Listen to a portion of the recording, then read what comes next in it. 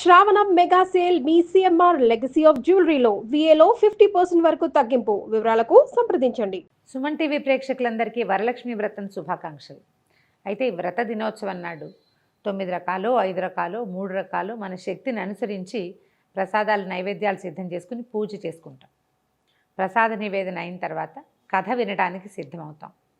9 పోగులతోటి 9 ముళ్ళు వేసిన దారాన్ని మనం తోరంగా భావించి అమ్మవారి పాదాల చెంతుంచి 9 గ్రంథులకి 9 ముడులు వేస్తాం కదా. ఈ 9 ముడులకి ఒక్కొక్క నామం చెప్తూ తోర పూజ చేసుకుంటాం. కొన్ని గృహాల్లో తోర పూజ పద్ధతి ఉంటుంది, కొందరిళ్లలో ఉండదు. తోర పూజ ఉన్నవాళ్ళు తోరాన్ని పూజించుకుని అమ్మవారికి ఒకటి సమర్పించి రెండో తోరాన్ని మన చేతికి కట్టుకుని ఈ కథ వినాలి. అక్షింతలు చేతితో పుచ్చుకుని కథ వినటానికి సిద్ధం కండి. ఈ అక్షతలని మనం కథ అయిన తర్వాత అమ్మవారి మీద కొన్ని వేయటం, తర్వాత మన మీద వేసుకుని పిల్లలు, ఇంట్లో పెద్దవాళ్ళు, మగవాళ్ళు వాళ్ళందరికీ కూడా అక్షంతలు వేస్తే కథ విన్న ఫలితం లభిస్తుంది. కథ విందాం. పూర్వము శౌనకాది మహర్షుల్ని ఉద్దేశించి సూత మహాముని ఇలా చెప్పారు. మనం మొత్తం పురాణాల కథలన్నిట్లలోనూ కూడా సూత మహాముని శౌనకాది మునులకు చెప్పినట్టుగా ఉంటుంది. వారు ఇంకో చోట విని మనకు చెప్తారనమాట. ఈ కథని మనం విని ఇంకొకరికి చెప్పాలన్నదే ఉపదేశం ఇందులోది. అయితే ఏం చెప్తున్నారంటే, మునులారా, స్త్రీలకు సౌభాగ్యాన్ని ప్రసాదించే ఒక వ్రతాన్ని పరమేశ్వరుడు సాక్షాత్తు పార్వతీదేవికే ఉపదేశించారు. లోకోపకారం కోసం ఆ వ్రతాన్ని గురించి మీకు తెలియచేస్తాను, శ్రద్ధగా వినమన్నారు. పూర్వం ఒకనాడు పరమేశ్వరుడు తన సింహాసనం మీద కూర్చునుండగా నారద మహర్షి, ఇంద్రాది దిక్పాలకులు స్తుతి స్తోత్రాలతోటి వారిని కీర్తిస్తున్నారు. ఆ మహత్తర ఆనంద సమయంలో పార్వతీదేవి పరమేశ్వరుని ఇలా అడిగింది. ప్రాణేశ్వర, మానవలోకంలో వీళ్ళు మర్త్యులు మరణించేవారు. మరణించే లోపల వారు ఏదో ఒకటి పూజా పునస్కారము, సంధ్యా సాందనము ఏదో ఒకటి చేసుకోవాలి. స్త్రీలు చాలా రకాల పనులతోటి అలసి సొలసి ఉంటారు. అలాంటి వాళ్ళకి ఇబ్బంది లేకుండా తేలికగా లక్ష్మీ సౌభాగ్యాన్ని కానీ, అఖండ సౌభాగ్యవతి సౌభాగ్యాన్ని కానీ పొందాలంటే ఎలాంటి వ్రతాన్ని చేయాలి అని పార్వతీదేవి మన కోసమే, మానవుల కోసం పరమేశ్వరుని అడిగిందట. ఆ సమయంలో పరమేశ్వరుడు ఏం చెప్పాడట, పుత్రపౌత్రాభివృద్ధిగా ఉండడానికి, తర్వాత అఖండ సౌభాగ్యవతిగా ఉండడానికి, దాంతోపాటుగా సంపదలు కూడా వృద్ధి చెందటానికి సులువైన వ్రతం ఒకటి ఉన్నదని, సకలైశ్వర్యాలు కలిగి ఉండాలంటే ఇది చేయాలన్నారు. ఇది ఎలా చేయాలట, శ్రావణ మాసంలో పౌర్ణమికి ముందు వచ్చే శుక్రవారం నాడు ఈ పూజ చేయాలని చెప్పారు. చెప్తే అప్పుడు పార్వతీదేవి అడిగిందట, ఇలాంటి వ్రతాన్ని ఇంతకుముందు ఎవరైనా చేశారా? దానివల్ల తమరు సెలవిచ్చినటువంటి అన్ని సౌభాగ్యాలు పొందిన వాళ్ళు ఎవరైనా ఉంటే వాళ్ళని గురించి చెప్పమంది. అప్పుడు ఈయన చారుమతీదేవి కథ చెప్పారు. కథ చిన్నది కానీ ఇందులో మనం తెలుసుకోవాల్సిన చాలా విషయాలు ఉన్నాయి. పూర్వం మగధ దేశంలో కుండినం అనే ఒక నగరం ఉండేది. ఇది చాలా అందమైన నగరము, బహుజనులు నివసించే ప్రాంతమట. అయితే ఈ ప్రాంతంలో చారుమతీదేవి అని ఒక సాధ్వి, ఒక ఆవిడ ఉండేది. వీటి చాలా సద్గుణ సంపన్నురాలు, చాలా బుద్ధిమంతురాలు. భర్తని, అత్తమామల్ని విశేషంగా సేవించేది. ఇంటికి వచ్చిన అతిథి అభ్యాగతలు సేవ చక్కగా చేసేది. లోకోత్తరమైన గుణాలు కలిగినటువంటి సాధ్వి. అయితే ఒకనాటి రాత్రి ఆమెకు స్వప్నంలో లక్ష్మీదేవి కనపడిచిందట. స్వప్న దర్శనం ఇచ్చి ఏం చెప్పిద్దట, నీ సద్గుణాలకి నేను మెచ్చాను, నీకు కావలసిన వరాలు ఇవ్వాలనే కోరికతోటి నువ్వు ఏ వ్రతం చేసుకోవాలో అది ఉపదేశించడానికి నీ కల్లో కనపడ్డానమ్మా. కాబట్టి నువ్వు శ్రావణ మాసంలో వచ్చేటువంటి పౌర్ణమిని కంటే ముందు వచ్చే శుక్రవారం నాడు ఈ ఫలానా వ్రతం చేసుకో అని ఈ వ్రతాన్ని ఉపదేశించింది. వరలక్ష్మి వ్రతము అని చెప్పి ఉపదేశించిందట.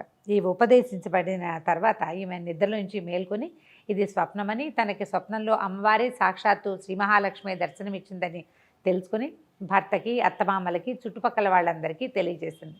స్వప్న దర్శనాలు ఏవైనా మనకి మంచి కళ వచ్చినప్పుడు ఎవరికైనా చెప్పి దీనివల్ల ఎలాంటి ప్రయోజనము, ఇందులో నిజానిజాలు ఎంత అని తెలుసుకోవాలని చెప్తారు పెద్దవాళ్ళు.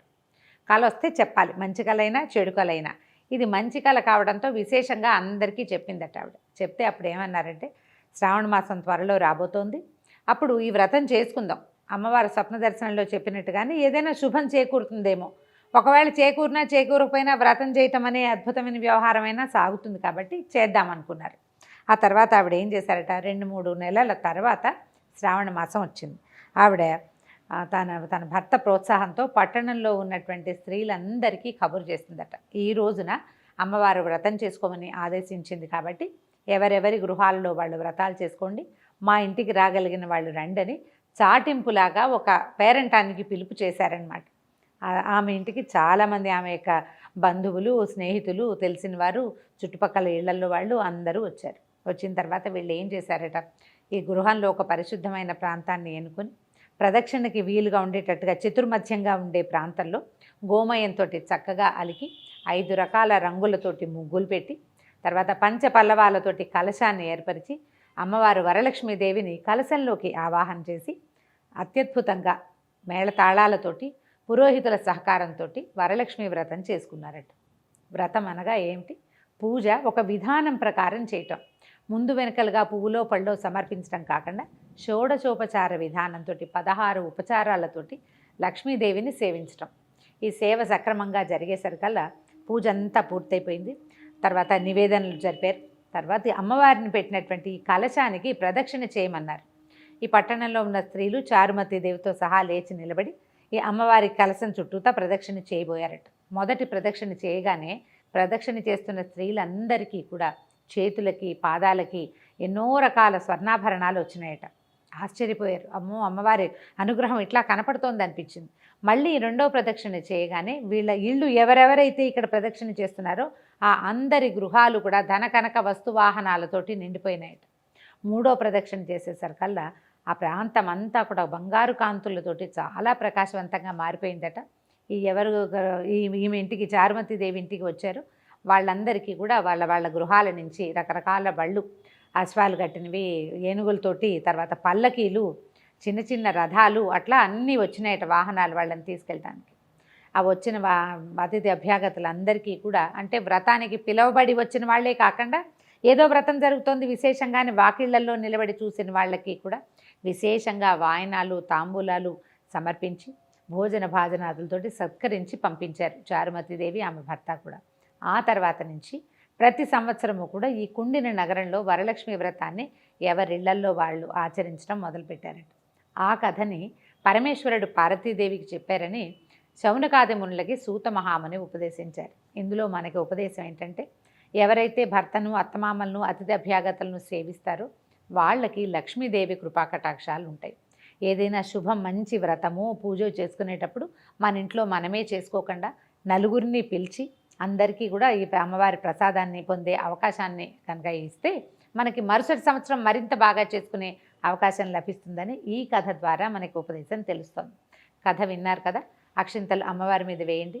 తర్వాత మిగిలిన అక్షింతల్ని కొన్ని అక్షింతలు ఉంచుకొని మన మీద, తల మీద, శిరస్సు మీద వేసుకోవటము. తర్వాత ఇంట్లో పెద్దవాళ్ళు ఎవరైనా చిన్నపిల్లలైనా ఉంటే వాళ్ళందరికీ కూడా ఈ కథాక్షింతలు వేయటము. మనతో పాటు ఉన్నటువంటి ముత్తైదువులు ఎవరైనా ఉంటే వారికి అమ్మవారి పేరుతోటి ఒక తోరాన్ని, వాయనాన్ని సమర్పించి వారి ఆశీర్వాదాలు తీసుకోండి. ఈ రోజున అంటే ఇలా వ్రతం చేసుకున్న వాళ్ళు ఇంట్లో ఉన్న అత్తమామలు, పెద్దవారు, భర్త వీరి ఆశీర్వాదం తీసుకుంటే చాలా శుభం చేకూరుతుంది.